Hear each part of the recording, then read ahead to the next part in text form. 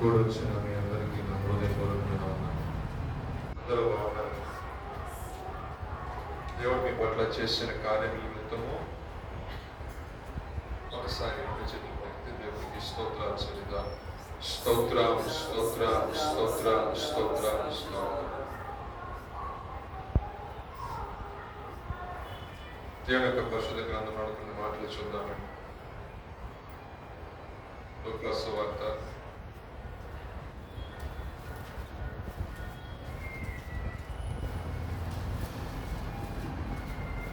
1వ అధ్యాయం 47 వాక్యాలు చదువు.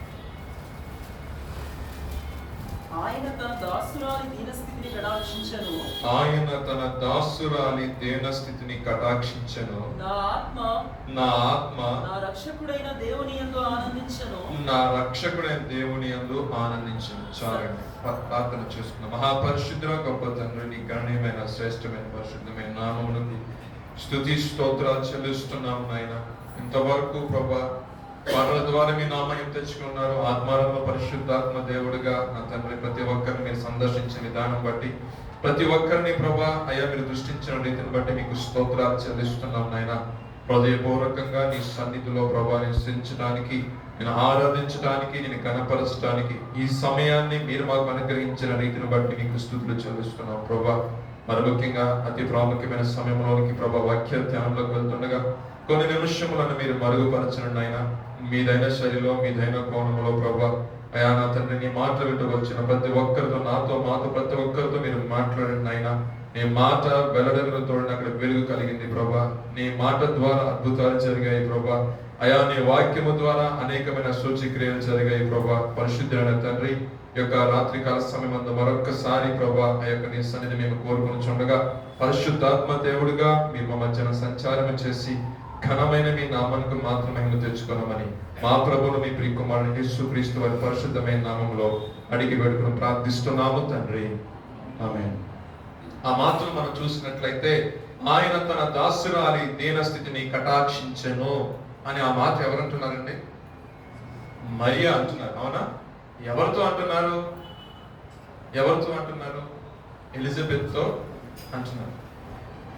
ఆ మాటలు రాయడం గల కారణం ఏంటంటే, మరియకు నిశ్చితార్థమైంది. నిశ్చితార్థమైన తర్వాత పరిశుద్ధాత్ముడు వచ్చి మరియతో మాట్లాడుతూ ఆమెకు ఒక శుభకరమైన ఆనవాలు తెలియజేసి ఉన్నాడు. తెలియచేయడమే కాకుండా నీ బంధువులు అనేటువంటి ఎలిజబెత్ కూడా ఇప్పుడు గర్భవతి అన్నది అని ఒక మాట చెప్పేసరికి, ఈమె విషయము తను ఆలోచించుకుంటూనే తన బంధువు ఎవరైతే ఉన్నారో ఎలిజబెత్ దగ్గరికి ఈమె వెళ్ళడం జరిగిన తర్వాత ఎప్పుడైతే ఈమె మరియా ఎలిజబెత్ యొక్క ప్రాంగణంలోనికి ప్రవేశించిందో లేదా ఎలిజబెత్ ని కలిసిందో, ఆమె ఎలిజబెత్ యొక్క గర్భంలో శిశువు గంతులు వేసిందంట. ఆమె ప్రవచనాత్మక కొన్ని మాటలు అక్కడ పలకడం కూడా జరిగిన తర్వాత ఈవిడికి ఒక నమ్మకం వచ్చి ఈ మాట అంటుంది. ఏమనంటే, ఆయన తన దాసురాలి యొక్క దీన స్థితిని కటాక్షించెను. తర్వాత నా ఆత్మ నా రక్షకుడైన దేవుని యందు ఆనందించెను. యాక్చువల్గా ఈ మాటలు ఎప్పుడు మనం జ్ఞాపకం చేసుకుంటామంటే, క్రిస్మస్ దినాల్లో ఎక్కువగా ఈ మాట మనం ధ్యానిస్తూ ఉంటాం. ఈ రాత్రికాల సమయం ఈ మాటను తీసుకునే కారణం ఏంటంటే, దేవుడు ప్రతి ఒక్కరి యొక్క దీన స్థితిని చూసే దేవుడు మన దేవునికి స్తోత్రం, హల్లెలూయా. దీన స్థితిని చూసే దేవుడు. మనం అనుకుంటాం మనం ఈ స్థితిలో ఉన్నాగా మనల్ని కూడా దేవుడు చూస్తాడా? గొప్పవారినే చూస్తాడేమో, లేదంటే కొంచెం దశంభాగాలు ఎక్కువ ఇచ్చే వాళ్ళని చూస్తారేమో, లేదంటే ఎక్కువ పరిచయం చేసే వాళ్ళని చూస్తారేమో, లేదా సేవకుల వెంట రన్నింగ్ టీమ్ లో ఉన్న వారిని చూస్తారేమో, లేదంటే ఎక్కువ వర్షిప్ చేసే వాళ్ళని చాలా మందికి నానా రకాల ఆలోచనలు ఉంటాయి. అంటే వాళ్ళకి ఆ క్వాలిటీ ఉంది కాబట్టి దేవుడు వాళ్ళని చూస్తాడేమో అనుకుంటారు కొంతమంది. ఆయన అంటాడు, నీకు ఏ క్వాలిటీ లేకపోయినా నీ వైపు చూస్తూ ఉంటాడు దేవుడు. దేవునికి స్తోత్రం, హల్లెలూయా. మరియా తన యొక్క జీవితంలో చూసినట్లయితే, మరియా ఎటువంటి రాజు కుటుంబం లేదండి, రాజనగర్లో కూడా లేదు. తను జస్ట్ నజరేత్ అనే ఊర్లో ఉంది. బైబుల్ చెప్తుంది, నజరేతులో నుండి మంచిది ఏమైనా వచ్చినా అంటే పెద్ద రెప్యుటేషన్ ఉన్న ఏరియా కాదు, పెద్ద సిటీ కూడా కాదు అది. కానీ ఆ ప్రదేశంలో దేవుని యొక్క వాక్యం మీద ఆధారపడి జీవిస్తున్న వ్యక్తి తనను తాను ఏ రకంగా సంబోధించుకుంటుందంటే దాసురాలు. ఎలా సంబోధించుకుంటుందండి? దాసురాలు. అంటే ఎంతవరకు వినయం చూపిస్తుందో చూడండి. మాట్లాడుతున్నప్పటికీ కూడా సర్వోన్నతుడైన దేవుని యొక్క కుమారుడు తనకి గర్భం ధరించి కూడా అంటున్న మాట ఏంటంటే తనను తాను తగ్గించుకుంటుంది.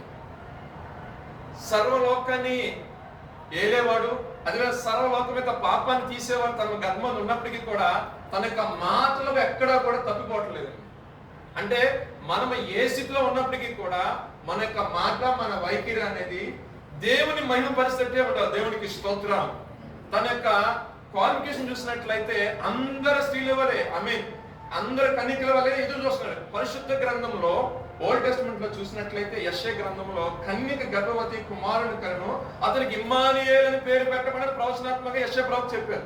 ఆ దినాల్లో చాలా మంది మా గర్భంగా ఆయన జన్మిస్తే బాగుండు అని ఎదురు చూసిన వారు లేకపోలేదు. నీ మాట నేను చెప్పట్లేదు కానీ బైబుల్ ఆ మాటలు లేవు. కానీ మీరు బైబిల్ స్కాలర్స్ రాసిన బుక్స్ లో చదివినట్లయితే వాళ్ళు వాళ్ళ ఆ టైంలో జోన్ ప్రకారం వాడు ఈ విధంగా ఉండొచ్చు అని వాళ్ళు ఊహాజ్ఞానంతో ఒక మాట రాశారు. ఎందుకంటే సర్వోన్నతులైన దేవుడు నా కుటుంబం ఎందుకు పుట్టకూడదు, ఎవరికైనా ఆశ ఉంటుంది అవునంటారు కదా. ఎందుకంటే పరిశుద్ధ గ్రంథంలో ఏదైతే వాగ్దానాలు లేదంటే ఏదైతే ప్రవచనాత్మకమైన మాటలు పలకబడ్డాయో ప్రవక్తల నోట చేత అవన్నీ కూడా అవును ఆమె అన్నట్లుగా నెరవేర్పులోకి వచ్చాయి. అవునంటారు కదా. చెరక వెళతారని చెప్పాడు దేవుడు. చెరక వెళ్ళారు. చెరక వెళ్ళిన తర్వాత కొన్ని సంవత్సరాలు మరలా తిరిగి వస్తారని చెప్పారు. ఆ రకంగానే తిరిగి వచ్చారు. మరలా యెరూషలేము కట్టబడుతుందని చెప్పారు. యెరూషలేము మరలా కట్టబడింది. మరలా అది కొట్టబడుతుందని చెప్పారు. ఆ రకంగానే కొట్టబడింది. ఆ విధంగా దేవుడు ఒక మాట సెలవిచ్చినంటే ఆ మాట నెరవేర్చుతాడు అన్న ఒక విశ్వాసంతో ఆనాడు ఇశ్రాయేలు ప్రజలు ఉన్నారు. ఈ యొక్క యోసేపును గాని ఈ యొక్క మరియను గాని చూసినట్లయితే వీరు ఏ వంశవాళ్ళ నుంచి వచ్చారంటే దావీదు యొక్క వంశవాళ్ళ నుండి వచ్చిన వారు. సో అందుకోసమనే దేవుడు తన యొక్క సింహాసనాన్ని ఎలా స్థిరపరుస్తాడండి? శాశ్వత కాలం వరకు. సొలొమోను వచ్చిన తర్వాత రాజ్యాలు విభాగపడి డివైడ్ అయిపోయిన తర్వాత మళ్ళా ఏకరాజ్యం ఎప్పుడు అవ్వలేదు. అది ఇశ్రాయేల్ విడిపోయారు, యోధా వారికి విడిపోయారు. ఇశ్రాయేల్ ఏమైపోయారు? ఇశ్రాయేల్ జనంగా మొత్తం అయిపోయింది, ఒక పక్కకి వెళ్ళిపోయింది. యోధా వారిలో నుండి కొంతమంది దేవుడు తీసుకున్నాడు. దాంట్లో నుంచి కొంతమంది ఇలా రావడం జరిగింది. దాంట్లో నుంచే ఈ దావీదు, దాంట్లో నుంచి యేసు వారు రావటం జరిగింది. ఈ మాటలు చెప్పడానికి కారణం ఏంటంటే దేవుడు ఎంతైతే వినయ భయభక్తులతో ఉంటారో వారిని దృష్టించే దేవుడు అనమాట. అందుకంటాడు కదా, దీన మనసు గలవారి యొద్ద, వినయ మనసు గలవారి యొద్ద నేను చిరకాలము నివాసము చేస్తాను. దేవుడు మన స్థితిని చూసే దేవుడు అండి. చాలా మంది జీవితాల్లో దేవుడు అద్భుతం చేశారంటే వాళ్ళు ఒకసారి తట్టి అడగండి. గొప్ప గొప్ప సేవకులందరూ కూడా వారి యొక్క పరిస్థితి ఏ విధంగా ఉంది. కానీ ఆ పరిస్థితుల్లో కూడా నమ్మకంగా దేవుని యొక్క పని చేస్తున్నారు. ఏం చేస్తున్నారండి? నమ్మకంగా దేవుని యొక్క పని చేస్తున్నారు. నిన్న సాయంకాల సమయంలో యాక్చువల్గా సాటర్డే ఈవినింగ్ సర్వీస్ నేను రావాలి. వర్షం పడుతుంది కదా ఒక సాకుతో మాస్టర్ గారు ఈవినింగ్ సర్వీస్ ఇవ్వకుండా నేను రావటం లేదని చెప్పేశాను. అమ్మయ్య ఈ ఈవినింగ్ సర్వీస్ పాస్టర్ గారు చూసుకుంటారు, నాకు ఇంక ఇబ్బంది ఏం లేదు.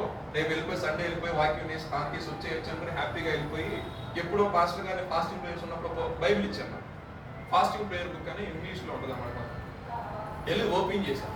ఓపెన్ చేసి ఫస్ట్ చక్కగా మాట వచ్చింది ఏంటంటే, దేవుని పనిని నిర్లక్ష్యం చేసి, దేవుని యొక్క పనిని నిర్లక్ష్యం చేసి నువ్వు సంపాదించిన ఆస్తి కావచ్చు, నువ్వు రాబడి అర్జించే కష్టార్జితమే కావచ్చు, అవన్నీ కూడా చిల్లి సంచులు వేసినట్టు.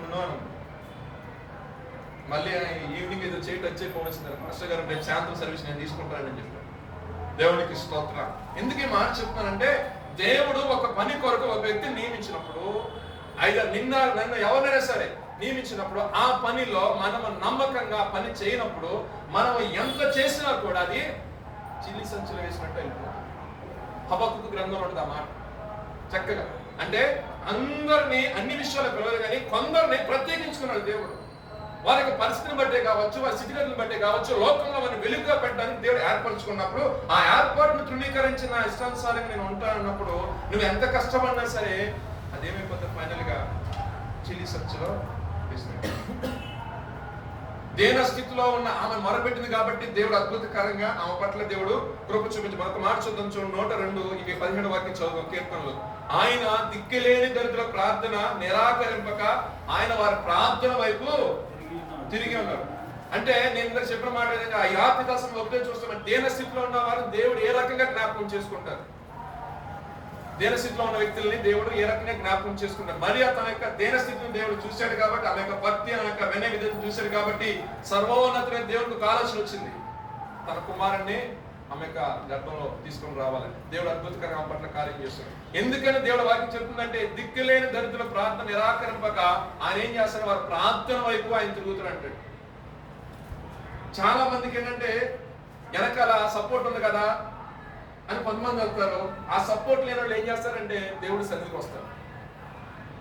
మొన్న మంచిగా ఒక ఆయన ఉంటాడు, ఏందన్నా రావట్లేదంటే, ఇప్పుడు మా కేడర్ పెరిగింది అన్న. ఏం పెరిగింది? కేడర్ పెరిగింది. అప్పుడంటే జాబ్ లేదు కాబట్టి మేము మనకు వచ్చాము. ఇప్పుడు జాబ్ వచ్చింది, వర్క్ పెరిగింది, దూరం అయిపోయింది, రాలేకపోతున్నాం. దగ్గరికి ఏమన్నా చూసుకున్నాడు, దగ్గరికి వెళ్తాను అనుకోలే. ఎక్కడైనా సరే వాక్యంలో స్థిరం మనసుపడటం కావాలి. అక్కడికి వెళ్ళిన తర్వాత వెళ్తే వెళ్తున్నారు, లేదంటే ఇక్కడ అడుగుతారుగా, ఎందుకు రాలేదమ్మా, ఏంటి రెగ్యులర్ వస్తారుగా అంటే దేన స్థితిలో నుంచి దేవుడు లేవనెత్తాడు. ఒకప్పుడు ఏమీ లేదు, ఒకప్పుడు ఆయన సహాయం చేస్తే సహాయం పొందే స్థితి, ఎవరైనా రెఫరెన్స్ ఇస్తే ఆ రెఫరెన్స్ ద్వారా మనం కొంచెం ముందుకు వెళ్ళొచ్చని ఆలోచించేస్తుంది.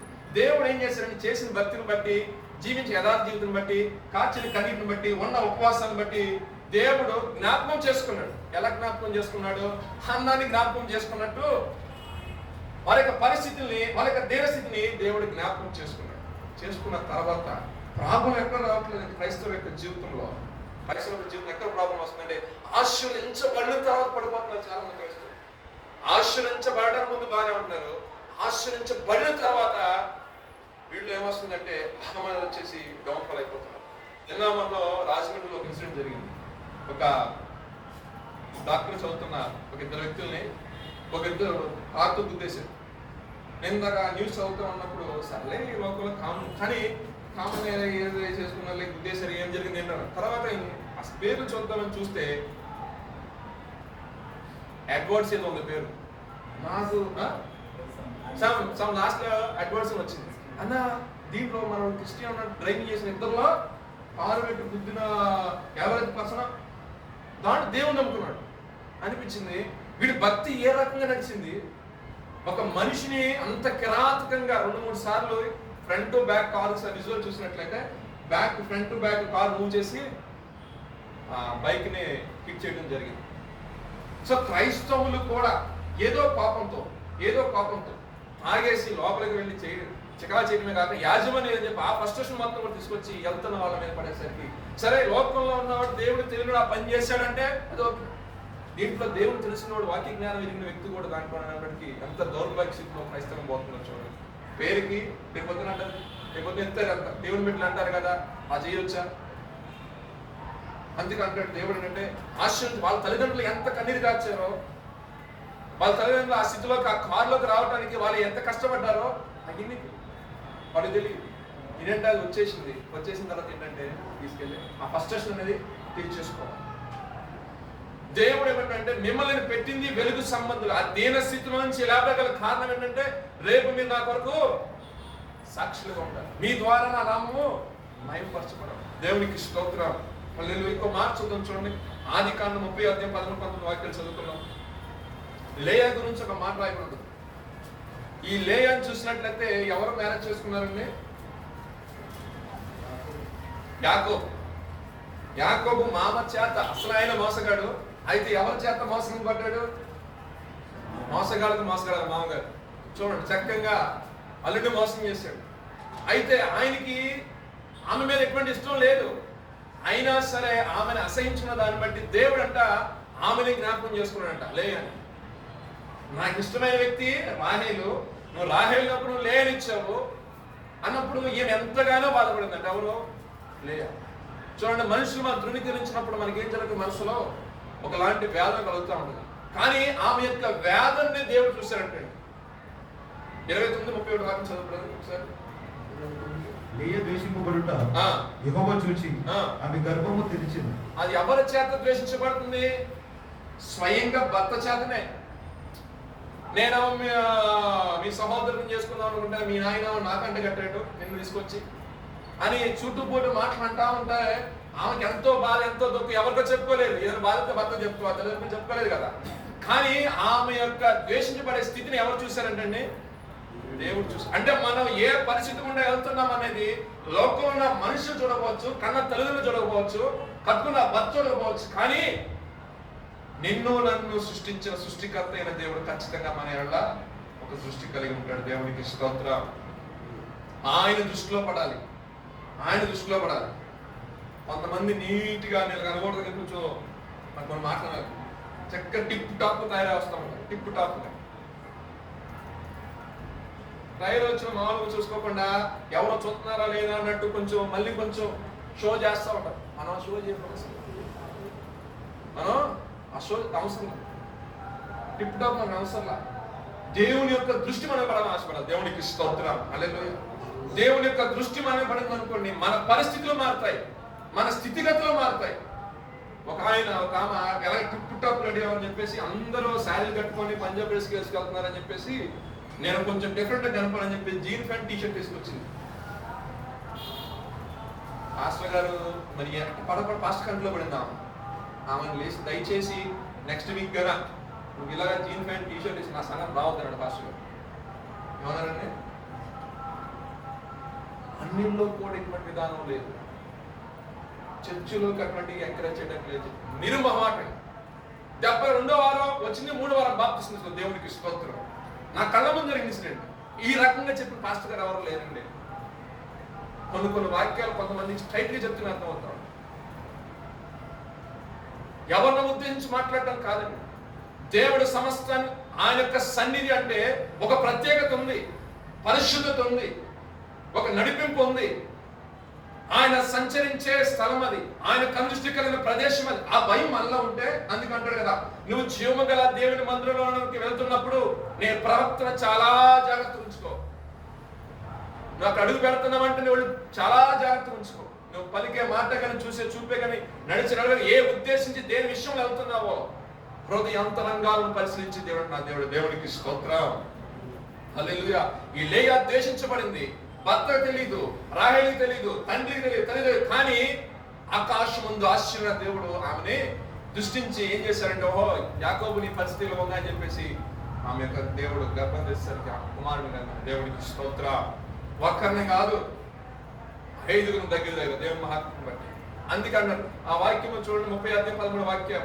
లేయా నేను స్త్రీలను భాగ్యవతి అందరు కదా అని అతనికి ఆషేరు అని పేరు పెట్టి. చిన్న ఫైటింగ్ జరుగుతుంది ఎక్కడ, సహోదరితో రాహేలుతో చిన్న ఫైటింగ్ జరుగుతాం, రాహేలుతో చిన్న గొడవ అవుతాం. అయినప్పటికీ కూడా ఆమెకున్న బలహీనత ఏంటండి, జబ్బు కళ్ళది అనమాట. ఏ కళ్ళండి, కొంచెం కంటికి కొంచెం వ్యాధి ఉంది. అది ఇదని ఏం రాలేదు కానీ వెరీ క్లియర్ గా అది ఏదైనా కావచ్చు. అయితే ముసుగు కడుతూ ఉంటుంది, ఆ రకమైన కావచ్చు, లేదా నీరు గారే విధానం కావచ్చు, ఏదైనా కావచ్చు. ఆమెకు ఒక వ్యాధి ఉంది. ఆ వ్యాధిని బట్టి చాలా మంది ఆమెను గుచ్చి పడుస్తుంటే ఆ బలహీనతలో దేవుడు బాధపెట్టింది. దేవుడు ఏం చేశాడంటే వాళ్ళకి ముందుగా ఏం చేశాడంటే తలగా నియమించాడు. దేవునికి స్తోత్రం.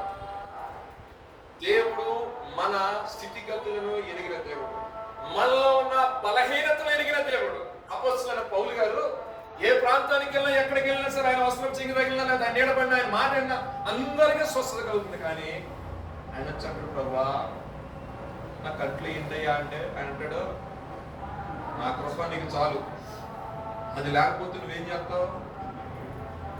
మరి నువ్వు నా పని విషయంలో అన్ని విధంగా ఉండాలంటే కొంచెం నా దగ్గర కూడా నువ్వు దేవుడు చేస్తా ఉంటాడు. కానీ అంత మాత్రం దేవుడు విడిచిపెట్టాడు, అంత మాత్రం కూడా దేవుడు విడిచిపెట్టాడు. ఎందుకు ఈ మాట రాత్రి మనం జ్ఞాపకం చేసుకుంటామంటే మన యొక్క దేన స్థితిని ఎరిగిన దేవుడు, మనం ఏ స్థితిలో ఉన్నా మన స్థితిగతులను ఎరిగిన దేవుడు. మనం ఈ స్థితిలోనే మారపడుతున్నాం కదా, ఇప్పుడు ఇక్కడ ఎవరు ప్రార్థన చేసుకోవద్దు, ఈ మూల కింద అక్కడ కూడా ఉంటాడు దేవుడు. ఆ దేవుడు నాకు తెలిసిన సహోదరుడు ఉంటాడు, అన్న ఈ పరిస్థితిలో ఉందా, ఎక్కడ ప్రార్థన చేసుకోవట్లేదు అని చెప్పేసి ఇలా వాష్రూమ్కి వెళ్ళి తలుపు వేసుకుని ప్రార్థన చేసుకుని వచ్చాను. మా మేనేజర్ తాగని తట్టుకోలేక దేవుడు అద్భుతంగా అక్కడ నుంచి ఉద్యోగం తప్పించేసాడు. అదేంటన్నా ఉద్యోగం పోవడం ఏంటంటే ఇప్పుడు అప్పుడే 10 మంది ఉద్యోగులు ఇచ్చిస్తూ ఉన్నాడు. ఒక కన్నీటి ప్రార్థన, దాంట్లో నుంచి బయటకు వచ్చాడని మేము బాధపడ్డాం. కానీ ఇప్పుడు అనేక మందికి ఏమైనా జాబ్ కావాలని రిఫర్ చేయాలి బాబు అంటే ఆడశక్తి మీద రిఫర్ చేసాం. ఆ స్థాయిలోకి వెళ్ళిపోయాడు. అంటే దేవుడు మన పరిస్థితుల్ని మార్చే దేవుడు. మార్చుద్దామంటే సమయలు గ్రంథము త్వరగా 1 సమయలు 2వ అధ్యాయము రెండో మూడు వాక్యాలు 8 వాక్యం చదువుకుందాం. 2వ అధ్యాయం 8వ వాక్యం. దరిద్రులను అధికారులతో కూర్చునిపెట్టుటకు మహిమ గల సింహాసనమును స్వతంత్రింప చేయుటకు వారిని మట్టిలో నుండి ఎత్తువాడు ఆయనే. లేమిగల వారిని పెంట కుప్పల మీద నుండి లేవనెత్తువాడు ఆయనే. మరొకసారి చదువుకుందాం అన్న మాట మనందరం కలిసి. దరిద్రులను అధికారులతో కూర్చునిపెట్టుటకును మహిమ గల సింహాసనమును స్వతంత్రింప చేయుటకు వారిని మట్టిలో నుండి ఎత్తువాడు ఆయనే. లేమిగల వారిని పెంట కుప్పల మీద నుండి లేవనెత్తువాడు. మన దేవుడు ఏ యోగ్యత లేనివాడిని, అర్హత లేనివాడిని అర్హునిగా మార్చేస్తాడు. ఆయన్ని సమీపించినప్పుడు ఆయన కృపను వేడుకున్నాం. దేవునికి స్తోత్రం. హల్లెలూయా. మీరు నమ్ముతారు నమ్మరు నాకేం తెలియదు, కానీ నా బ్రతుకైతే దేవుడు నాకు అలాగే మార్చి, నా స్థితిని అయితే నా దేవుడు అలాగే మార్చి. రియల్ విట్నెస్, నిజమైన సాక్ష్యం ఎదుర్కొంటే ఉంది. వెనకాల అమ్మగారు పిలుపుకోరు నా పరిస్థితి ఏ రకంగా వచ్చాను. ఇక చాలా మంది పరిస్థితులు కూడా దేవుడు అలాగే మార్చాడు. ఎందుకంటే ఆయనకి ఏది ఎక్స్పెక్ట్ చేయట్లేదు, కానీ మనలో యథార్థతను దేవుడు ఎక్స్పెక్ట్ చేస్తాడు. మనలో ఆ పరిశుద్ధతను దేవుడు ఎక్స్పెక్ట్ చేస్తాడు. నీ క్రియల విషయంలో, నువ్వు చేసే పనుల విషయంలో యథార్థత కలిగి ఉంటే సాక్షాత్తు నా ప్రభు నీ పక్కన నిలబడతాడు. ఏ విషయం సార్ అది చేయటానికి లోక సంబంధమైన మనసు అంటది. నువ్వు యవనసులు కదా, నువ్వు యవన కాలంలో ఇలాగే ఉండాలిరా అన్నప్పుడు అలా దాంతో ఇలాగుంటే దేవుడికి ఇష్టం ఉండదబ్బా చెప్పారు అంతే. ఇలాగుంటే దేవుడికి ఇష్టపడ్డావు అయితే అటు ఉండాలి ఇటు ఉండాలి. నీ ఇటు ఉండాలి అనుకో ఉమ్మేస్తాడు బయటికి, లేదా పూర్తిగా అటు ఉండు, లేదా ఇటు ఉండు. మధ్యస్థంగా అటువంటి ఇటు ఉండాలి అనుకో అంటాడు, బాధపడతాడు దేవుడు. మనం దేవుడిని బాధ పెట్టేవారు, పరిశుద్ధాత్మను దుఃఖపరిచేవారు. చాలా మంది ఈ ఓల్డ్ టెస్ట్మెంట్ న్యూ టెస్ట్మెంట్ లో కానీ చాలా మంది గొప్ప గొప్ప నాయకులు అయ్యారంటే వాళ్ళ యొక్క సర్వము దేవుని యొక్క పాదం దగ్గర అర్పించారు. అంటే వాళ్ళ జీవితాల్లో ఎవరిని లీడర్గా పెట్టుకోవాలా, ఎవరిని తండ్రిగా పెట్టుకోవాలి, దేవుని మాత్రమే గురుగా పెట్టుకున్నారు. కాబట్టి వారి యొక్క జీవితం ఎలా మార్చబడిందంటే దేదీప్యమానంగా మార్చబడింది. ఇదే మన యొక్క జీవితాలు, మన యొక్క స్థితిగతులు రాబోయే తరం వారికి ఆశీర్వాదకరంగా దీవెనకరంగా ఉండాలంటే మన పక్షాన ఎవరు నిలబడాలంటే జీవము గల దేవుడే నిలబడాలి. నీ యొక్క సొంత తెలివితేటలు, నీ సొంత జ్ఞానంతో నువ్వు సంపాదించింది కూడా రేపొద్దున కర్తభక్తులు నీ బిడ్డను నడిపించకపోతే నువ్వు సంపాదించి మొత్తం కూడా శూన్యం చేసి పడేస్తావు. అంటారు కదా 2000 కోట్లు ఇచ్చినట్టు ఒక మాట ఉంటారు. 2000 కోట్లు సరదాగా ఇచ్చేసి జాగ్రత్త వర్ణ అనేసరికి మనోడు ఫ్రెండ్స్ ఉంటారు కదా, ఇక అంత డబ్బు ఉందని ఇంకేం మాట్లాడతారు, భక్తిలో ఏం లేదు, మొత్తం షేర్ మార్కెట్ అది ఇది అని చెప్పేసి 200 కోట్లు తీసుకెట్టారు. ఏం చేశాడండి, 200 కోట్లు వచ్చిందా. తర్వాత తండ్రికి అనుకున్నాడు ఏంటంటే నేను యువకులు ఉండాల్సింది ఇచ్చినా నేను కొంచెం చెప్పేవాల్సింది భక్తులే నేర్చలా. ఎందుకంటే నేను పడ్డా కష్టము నా బిడ్డలో పడకూడదు కదా అని చెప్పేసి నేను ఎంతో ఇబ్బంది పడ్డాను. తిండికి ఇబ్బంది పడ్డాను, బట్టలకు ఇబ్బంది పడ్డాను, ఉంటాకి ఇబ్బంది పడ్డాను, నివాసం ఇబ్బంది పడ్డాను. కానీ నా నెక్స్ట్ జనరేషన్ ఇబ్బంది పడకూడదు అని అంత ఇచ్చాడు. కానీ ఆయన కొనసాగించిన భక్తి జీవితం వారికి ట్రాన్స్ఫర్ చేసినట్లయితే ఆయన 2 కూడా 4 సంపాదించేవాడు. ఇక్కడ వస్తున్న గ్యాప్ ఏంటంటే, అందుకే ఇశ్రాయేలుకి ఒక కట్టించి ఏంటంటే మీరు నుంచున్నా ఎక్కడ కూర్చున్నా వాక్యాన్ని గర్భగుడి మీద రాయండి, వాక్యాన్ని ధ్యానించండి, వాక్యాన్ని మణికట్టుగా కట్టుకోండి, వాక్యం ధ్యానం చేయండి.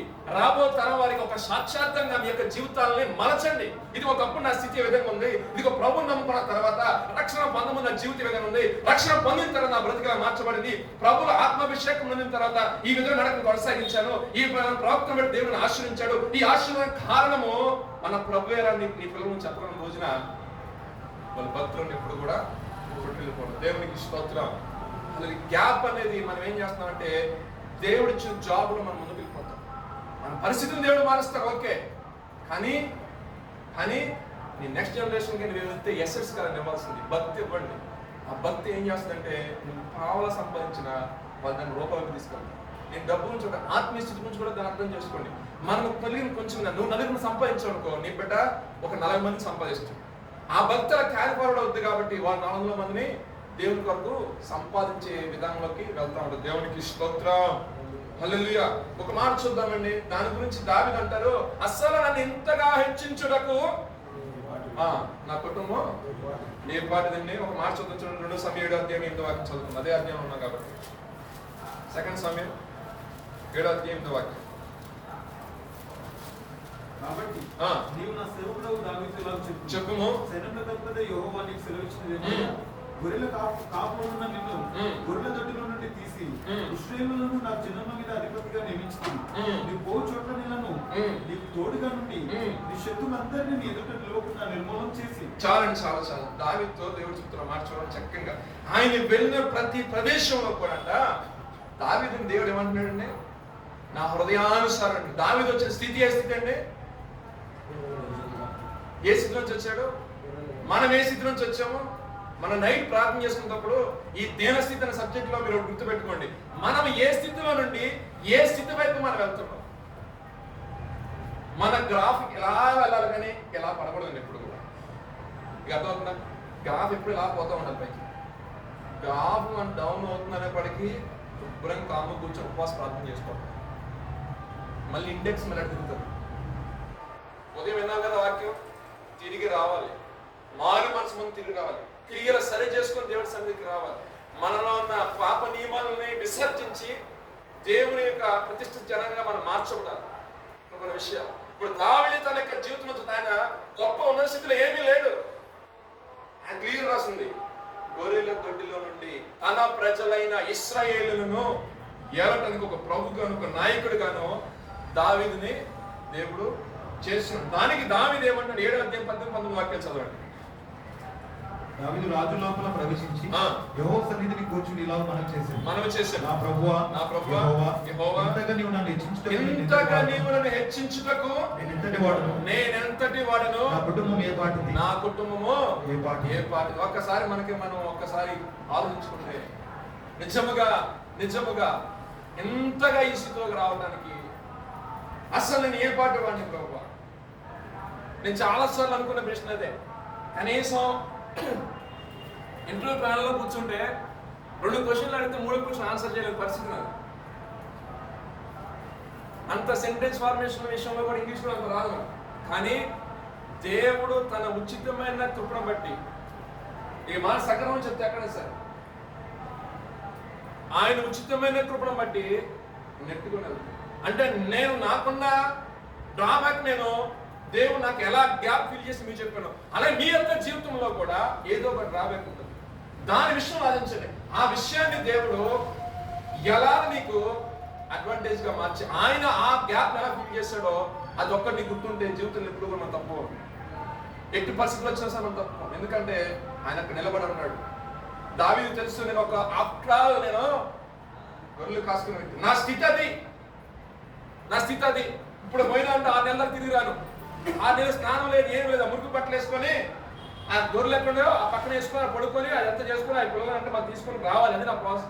కానీ ఆ స్థితిలో దేవుడు దేవదారు చక్కగా అబ్బా మంచి సింహాసనం మంచి రాజవస్త్రం పెట్టు ఏసీలో మార్చేసాడు దేవుడు.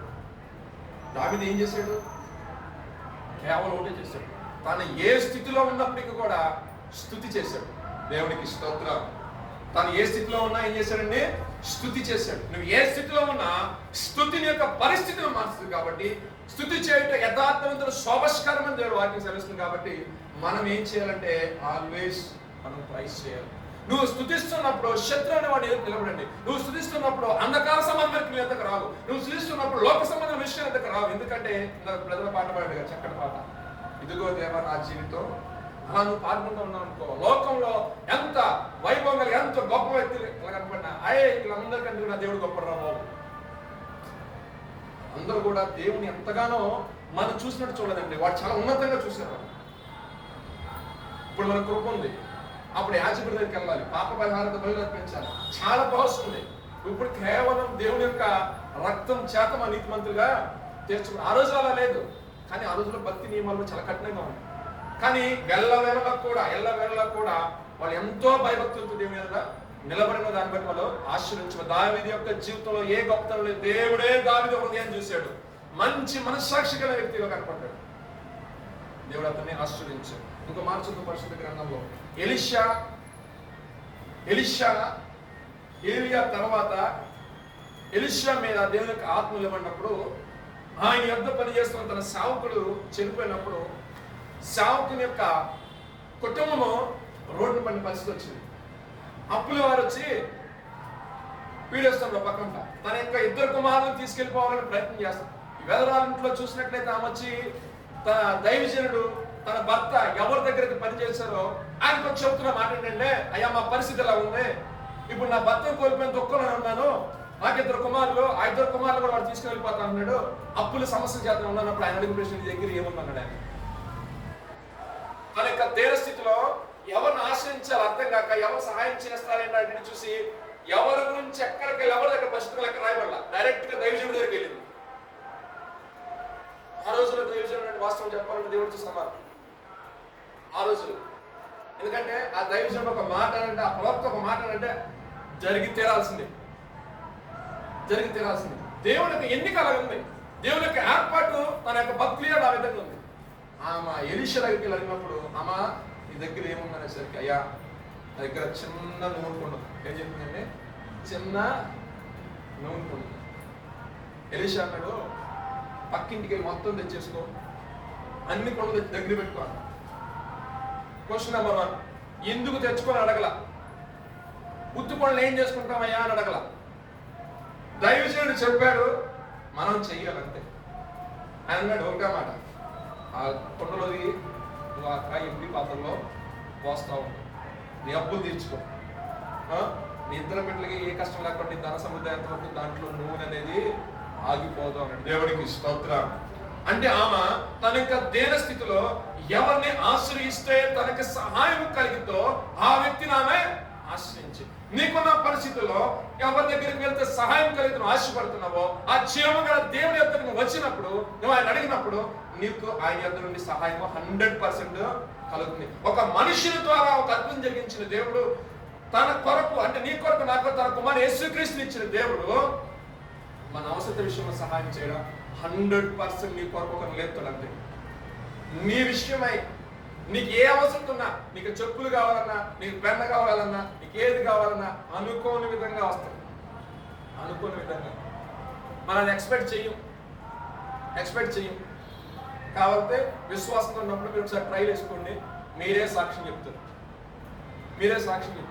దేవుని యొక్క ఆత్మను మీ గురించి మాట చెప్పమంటారు. మీకు ఒక అంటే ఒక్కొక్కసారి మన మనసులో పాట పాడుకుంటూ వస్తూ ఉంటాం, మనం వచ్చేసరికి ఆ పాట పాడుతూ ఉంటాం.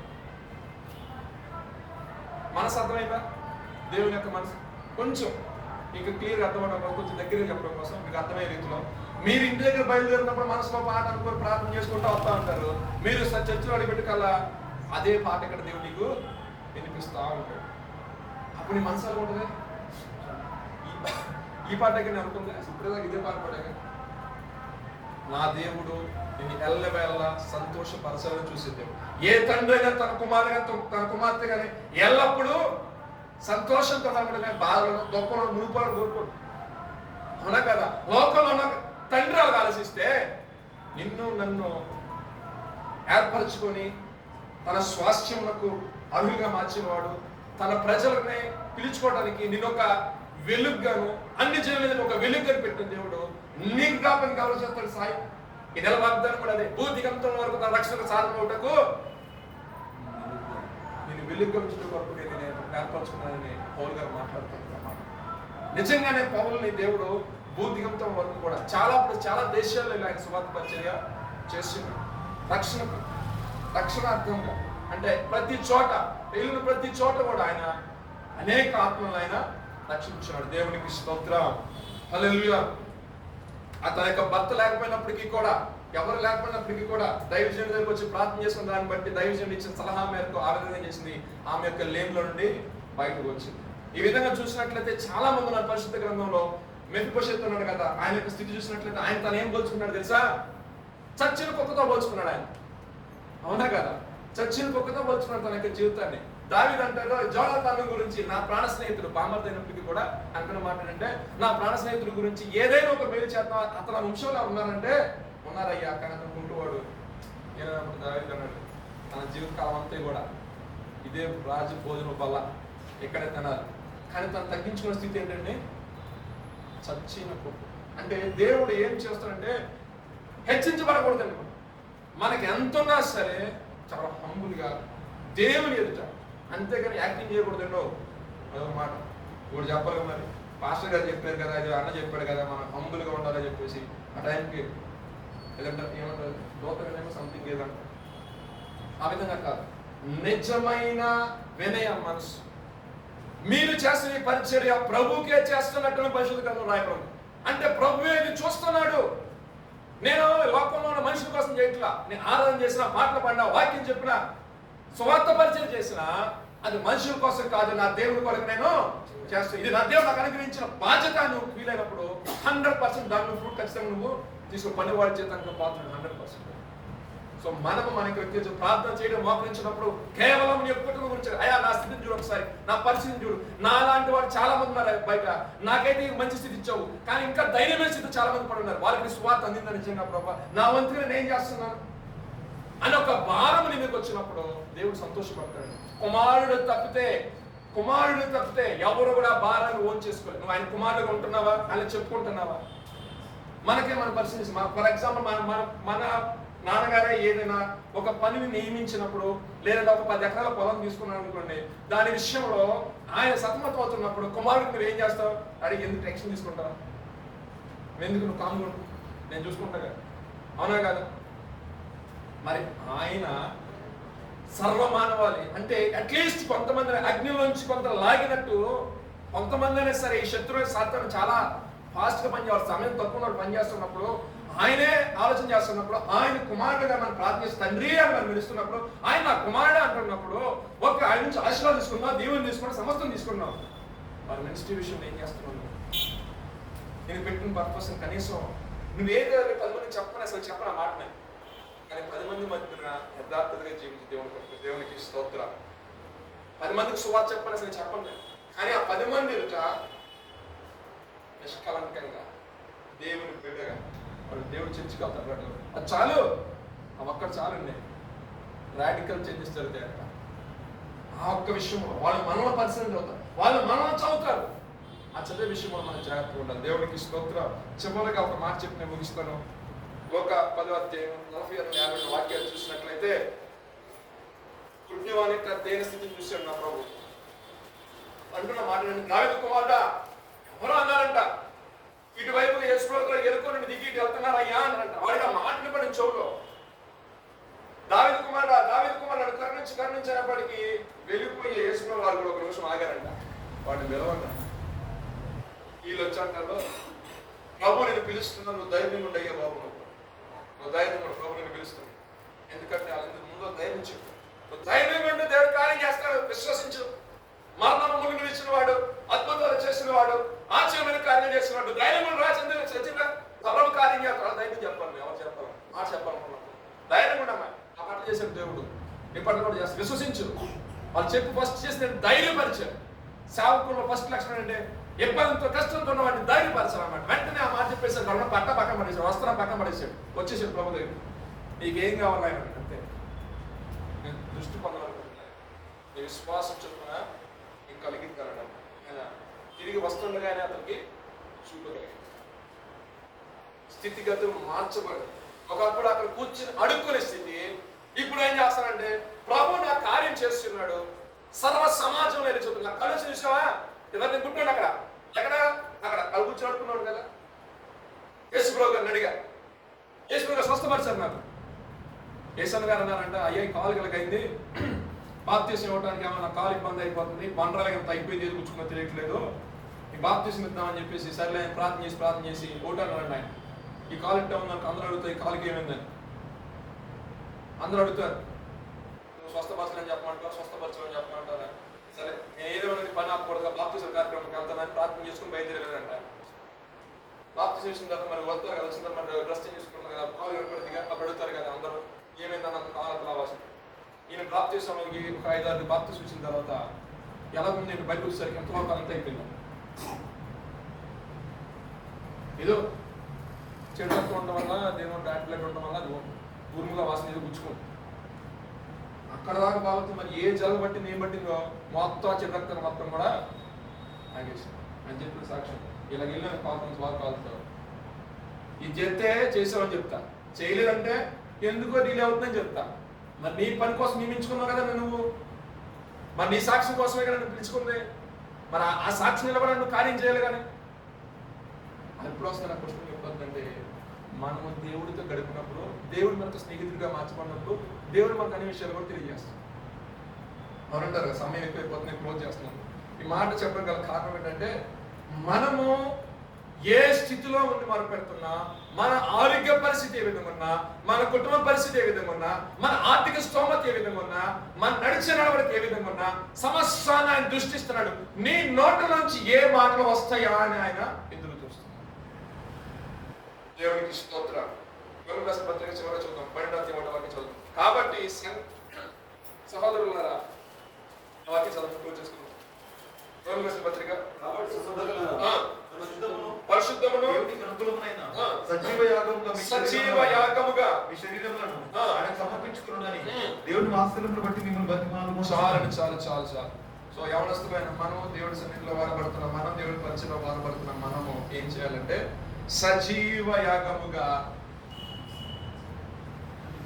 పరిశుద్ధంగా, ఈ పరిశుద్ధతను కోరుకునే దేవుడు అండి. పవిత్రతను కోరుకునే దేవుడు మన దేవుడు. యథార్థతను కోరుకునే దేవుడు అండి. నిందారహితంగా ఉండాలని సన్నిధి. అప్పుడు ఏళ్ళు చూపించకూడదు అంతే. అపవాది కూడా వచ్చాడు జాషువా మీద ఫిర్యాదు చేయడానికి. అర్జునుడు మురికి వస్త్రాలు వేసుకున్నాడు. అది అనేసరికి దేవుడు చూసాడు, నిజంగా పాప అప్పటికి మురికి వస్త్రాలు వేసుకున్నాడు. జకర్యా 3 అధ్యాయం ఉంటుంది ఆ మాటలు. వెంటనే దేవతను పిలిపించాడు, మురికి వస్త్రాలు తీసేయండి, పట్టు వస్త్రాలు ధరింపజేయండి, నెత్తిపై బాగా పెట్టండి, ప్రధాన యాజకుడిని చేయండి అన్నాడు అంతే. దేవుడు సిగ్గుకి అవమానానికి అప్పచెప్పే దేవుడు కాదు. అందుకంటాడు ఆయన, నా జనుల కరుణ సిగ్గు ఆయన జనాంగంగా మార్చబడాలి అంటే మనము ఆయన్ని హృదయపూర్వకంగా యాక్సెప్ట్ చేసి ఆయన ఎందుకు మనము పిలిచిన వారిగా ఉండాలి. దేవుడు అందుకే మాటలు దీవించి ఆశీర్వదించును గాక. ఆమె ప్రార్థన చేసుకుందాం.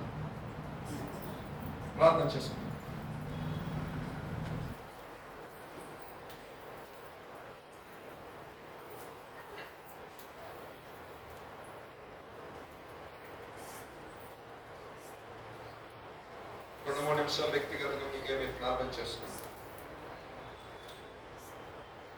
తన దాసురాల దీనస్థితిని కటాక్షించిన దేవుడు ఆమంటుంది, నా ఆత్మ నా రక్షకుని దేవుని యందు ఆనందించెను.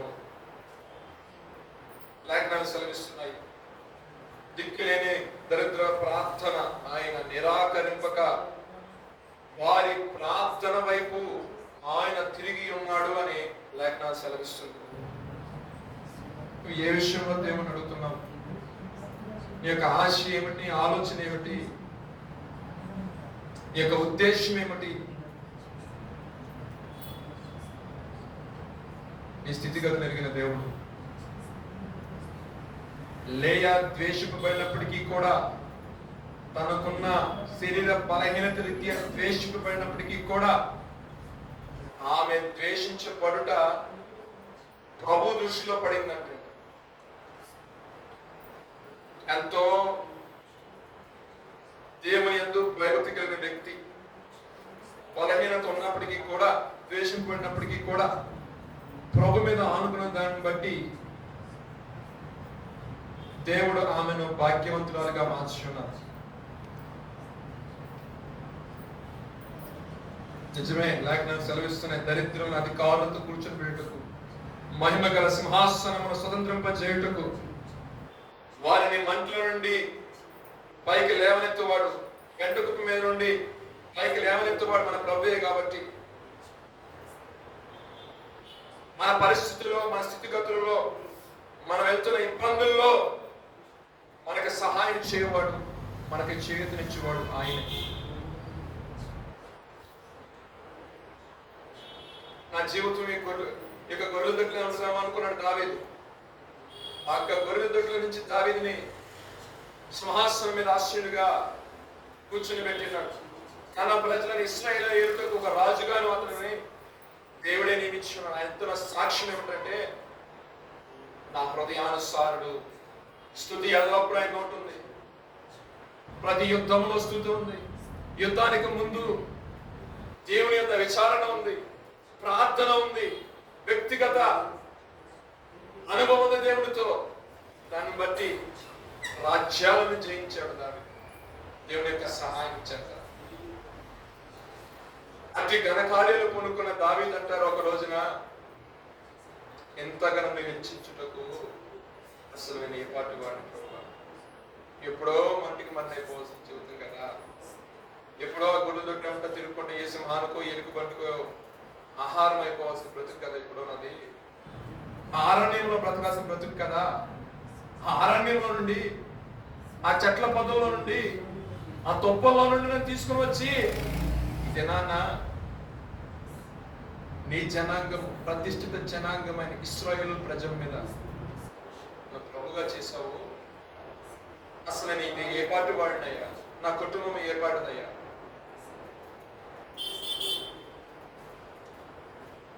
అదే కృతజ్ఞత స్వభావం ఉన్న దావీదు అంటారు, నా స్నేహితుడైన జోనాతాను తనకు నాతో లేకపోయినప్పటికీ తన కుటుంబంలో ఎవరు ఉన్నారన్నప్పుడు మెఫీబోషెతు విషయంలో కనికరము చూపించి తాను చేసిన సాయాన్ని బట్టి, కుంటివాడైనప్పటికీ కూడా తను తగ్గించుకున్న రీతిని బట్టి దావీదు భోజనం చేసే భోజనం బల మీద అక్కడ కూర్చొని భోజనం చేసే స్థితిలోకి మెఫీబోషెతు రావడం జరిగింది.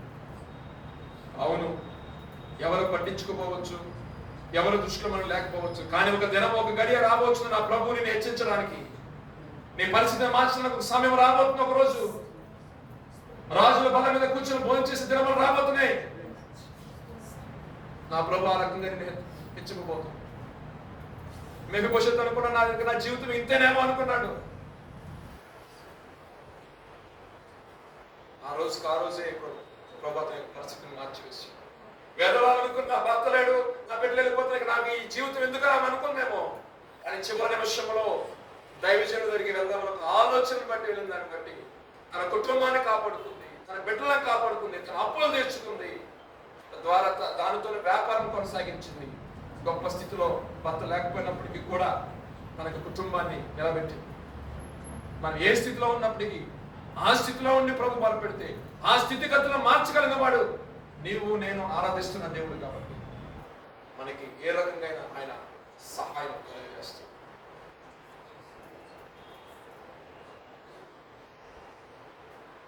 భర్తమై అంధకారంలో పడి వెలుగంటే తెలియదు, మనిషి అలా ఉండరో తెలియదు, గుడ్డివాడిగా ఉన్నప్పుడు యేసు ప్రభువుల మార్గంలో వెళ్తున్న ఒక్క విషయం విని, అయ్యా నాకు దృష్టిని కలిగించేమని అడిగినప్పుడు దేవుడు అతన్ని ప్రేమించి నీ విశ్వాసము చొప్పున అది నీకు కలిగింది అనే దాన్ని బట్టి, తనకు ఉన్న విశ్వాసం బట్టి తన కళ్ళు తెరవబడేవి. ఈ రాత్రికాల సమయమందు వాక్యం విన్న మనతో కూడా దేవుడు మాట్లాడుతున్నాడు. పరిశుద్ధమును దేవునికి అనుకూలమైన భక్తి సజీవ యాగముగా దేవుని యొక్క సన్నిధిలో ప్రభువా ఈ జీవితము నువ్వు నాకు అనుగ్రహించున్నావు. ఇది అనేక మందికి దీవెనకరంగా, ఆశీర్వాదకరంగా, సమాజానికి దీవెనకరంగా, ఆశీర్వాదకరంగా, దేశానికి దీవెనకరంగా, ఆశీర్వాదకరంగా, అనేక మందికి దీవెనకరంగా, ఆశీర్వాదకరంగా ఉన్నట్లుగా నాలో ఉన్న పాప నియమాలను తొలగించండి, నాలో ఉన్న ద్వేషాన్ని తొలగించండి, అసూయను తొలగించండి, ఎదుటి వారిని అభివృద్ధిని చూసి ఓర్చుకోలే స్థితి ఏమంటే తొలగించండి, నీకు ఇష్టం లేని క్రియలు ఏమంటే తొలగించండి. పరిశుద్ధమైన జీవితమును కొనసాగించినట్లు, ఆత్మ వివేచన కలిగి, ఆత్మ జ్ఞానము కలిగి నేను ప్రవర్తించినట్లు, నీ చిత్తంలో నీ ఉద్దేశంలో పిలిచిన పిలుపును ప్రభా సమర్థవంతంగా నన్ను కొనసాగించడానికి నీ పరిశుద్ధాత్ముడిని దయచేయండి.